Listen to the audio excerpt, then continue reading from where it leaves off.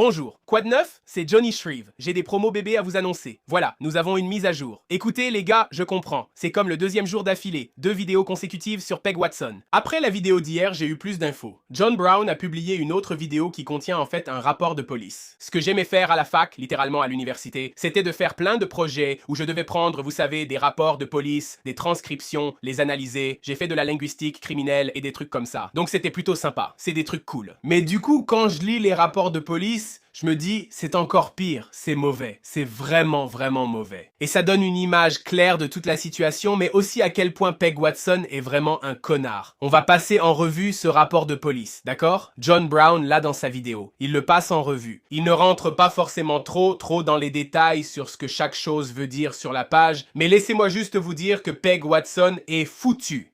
Donc, en gros, tout en haut, évidemment, rapport de police du département de police de Miami, numéro de dossier. Il a été déposé. Ce qui est important ici, c'est évidemment la précision du policier qui a fait la déclaration, n'est-ce pas? Donc, vous avez un type d'incident, homme de 32 ans, agression simple, coups et blessures, puis, entre parenthèses, délit mineur. Maintenant, de qui parle-t-il ici? Il parle de Wes Watson, 32 ans, parce qu'ici, quand on regarde la victime a en fait 28 ans, n'est-ce pas? Alors, qu'est-ce que ça veut dire? Délit mineur, entre parenthèses, parce qu'il est écrit délit mineur entre parenthèses, cela signifie qu'ils n'ont pas encore décidé si c'est un délit mineur ou un crime, n'est-ce pas? Si c'est un délit mineur, la punition est bien moindre, pour ainsi dire. Et si c'est un crime, je dois expliquer ça. Donc, continuons à descendre. Vous avez évidemment l'agent qui a saisi cette information. Donc maintenant, on a deux choses. Vous avez les infractions, n'est-ce pas? Et puis les entités. Nous avons l'infraction de coups et blessures simples. Voici son numéro. Cela dépendra du type de coups et blessures. Et y a-t-il une motivation haineuse? Non, pas du tout. Aucune haine ni aucun préjugé. Donc, il n'y a vraiment aucune raison en quelque sorte. Coups et blessures simples, en gros, la différence entre une agression et des coups et blessures simples est la suivante. Au Canada, nous n'avons que l'agression. Selon le crime, l'agression inclut aussi les coups et blessures. Aux États-Unis, l'agression consiste essentiellement à menacer quelqu'un, à avoir l'intention de lui faire du mal, mais sans réellement lui faire de mal, alors que les coups et blessures signifient que l'on fait effectivement du mal physiquement à la personne.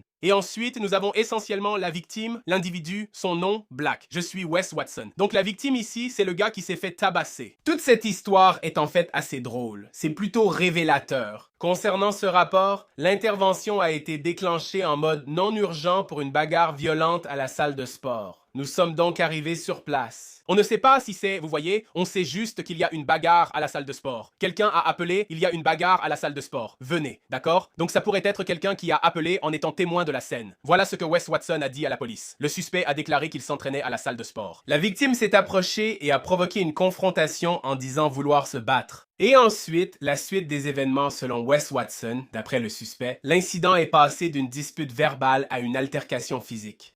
Avec, comme s'il a donné sa déclaration, sa version, n'est-ce pas? Il faut prendre les deux déclarations des deux personnes avec les preuves et les témoins, etc. Tu vas découvrir qui dit la vérité. Quant au fait de connaître la victime, le suspect a affirmé qu'il n'avait aucune idée de qui était l'autre personne auparavant, qu'il ne l'avait jamais vu. Je n'ai jamais vu ce type entrer ici. Et tu sais, ce grand gars costaud est juste sorti. Il veut se battre avec moi. Et c'est essentiellement ce qu'il a dit. Je ne sais pas qui est ce gars. Concernant l'action en justice, le suspect a dit ne pas vouloir porter plainte, car quand le policier arrive, deux personnes appellent. Il ne pense pas que l'autre ait appelé la police. Au Canada, si tu appelles la police en premier, en gros, tu gagnes un peu dans un certain sens jusqu'à ce que tu passes réellement au tribunal. Donc je vais te donner un exemple. Si tu es, disons que tu te bats avec quelqu'un, même situation, et que tu appelles la police en disant « Et cet homme m'a frappé », et que c'est toi qui as commencé la bagarre, il viendrait et dirait un peu « Et c'est toi qui as appelé la police ». L'autre personne ne l'a pas fait. Il considère d'abord cette personne comme importante jusqu'à avoir témoin et preuve. À la fin, il trine, et si tu mens, tu finis vraiment dans la merde.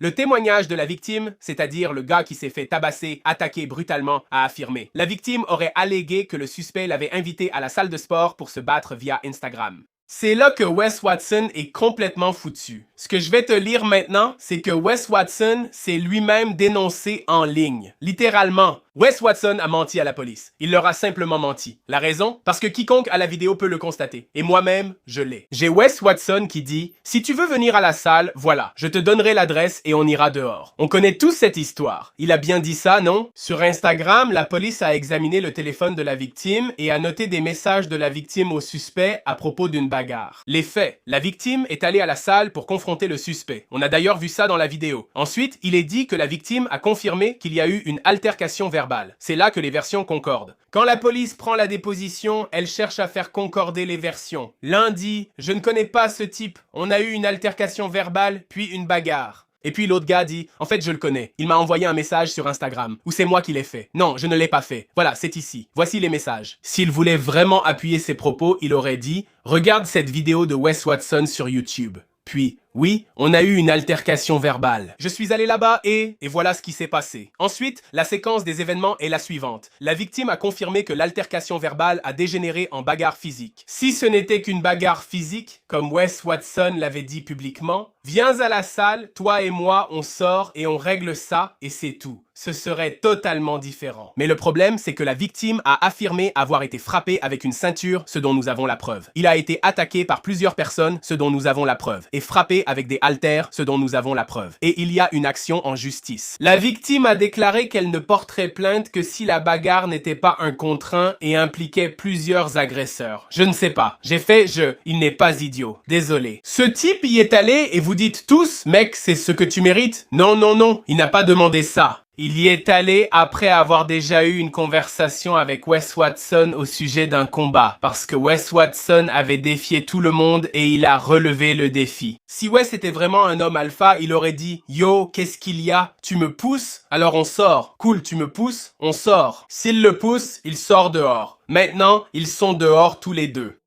Ils sont maintenant tous les deux tout aussi coupables. En gros, si la police arrivait, Wes Watson lui aurait juste cassé la gueule, tu vois, tout seul. Et ils auraient tous les deux des marques, peu importe. La police est venue car quelqu'un avait appelé, disant qu'il y avait une altercation physique. Personne n'a porté plainte car le gars ne comptait pas le faire. Pourquoi Wes Watson porterait-il plainte? Bien sûr qu'il ne porte pas plainte. Ce n'est pas lui qui s'est fait agresser. Mon pote ici dit « Je n'aurais pas porté plainte si j'avais su que ça allait être une bagarre. » Le seul problème avec Wes Watson, c'est qu'il a menti dans sa déposition et il y a des vidéos partout. Il y a des vidéos partout. Ce gamin n'a rien à faire. Au final, si le propriétaire de la salle ne publie pas les vidéos, il est dans la merde. Parce qu'il les a, parce qu'il y a des caméras et qu'on n'a qu'une partie des images. Tu vas sûrement te demander où sont les autres vidéos, monsieur le propriétaire. Wes Watson pensait sûrement être tranquille, mais même si le propriétaire de la salle n'a pas publié toutes les vidéos, les images de vidéosurveillance montrent clairement Wes le tabasser à plusieurs reprises avec plus d'un coup de poing et en utilisant une ceinture. C'est suffisant. Tout y est. Wes Watson est complètement foutu. Il y a des preuves, elles sont là. Tout ce que la victime a à faire, c'est de les rassembler, en donner une partie à son avocat. Ça c'est bon, ça non, ça c'est bon, ça non, tu vois. Et il dira, c'est suffisant. Ensuite il dira, poursuis-le pour tout ce qu'il a. Parce que cet avocat va vouloir une belle part de cet argent. Il va l'obtenir parce qu'il sait que l'avocat va se dire, ok mec, on a une accusation d'agression, mais qu'est-ce qu'on peut obtenir d'autre ici, hein? Ta mâchoire est cassée, fiston. Mâchoire cassée, tes yeux vont bien. Ok, t'as des dossiers médicaux ou des trucs comme ça? Ok, prenons ça, prenons ça. Tu sais, si ce gars a vraiment de l'argent, ce qui n'est pas le cas, ils vont le dépouiller complètement. Bref, les gars, voilà, je voulais juste le dire.